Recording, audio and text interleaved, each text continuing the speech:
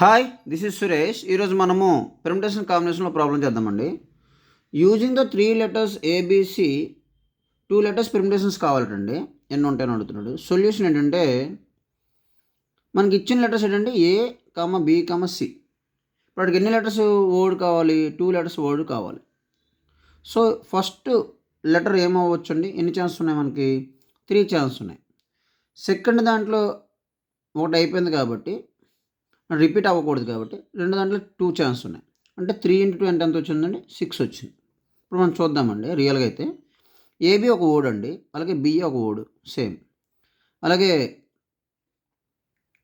BC CB, అలాగే AC CA ఎన్ని వచ్చినాయండి? మనకి 6 వచ్చినాయి. సరిపోయింది కదండి.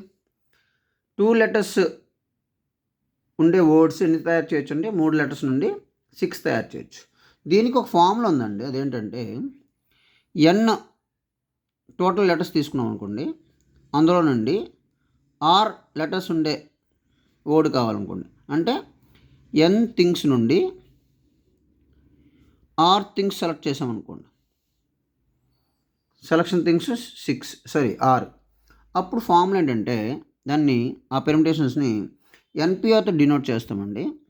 ఎన్పిఆర్ దానికి ఫార్ములా ఏంటంటే N factorial by N minus R factorial అండి కదండి. దీని అర్థం ఏంటంటే ఇప్పుడు ఎన్ ఫ్యాక్టోరియల్ అంటే ఎన్ ప్లేస్లో 3 ఉందండి. 3 థింగ్స్ నుండి మనం 2 థింగ్స్ అంటే 3 లెటర్స్ నుండి 2 లెటర్స్ని మనం చూజ్ చేసుకుంటాం. ఆర్ ప్లేస్లో 2 ఉందండి, ఎన్ ప్లేస్లో 3 ఉంది.